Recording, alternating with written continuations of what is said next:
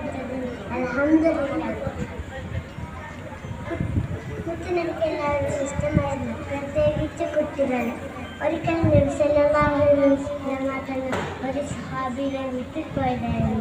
ആ സ്വഹാബി കളിച്ചു കൊണ്ടിരുന്നുണ്ടായിരുന്നു.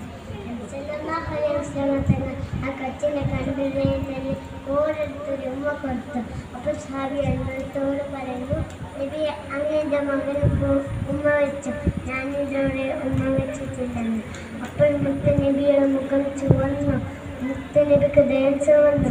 നബി പറഞ്ഞു, നിങ്ങൾ കുട്ടികളെ സ്നേഹിക്കണം. സ്നേഹിച്ചാൽ മാത്രം പോരാ, അത് പ്രകടിപ്പിക്കുകയും വേണം. കുട്ടികളെ സ്നേഹിക്കണം, തലോടാനും അവർക്ക് കളിക്കുകയും വേണം.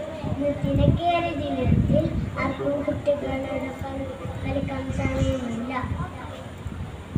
അസ്സലാമു അലൈക്കും.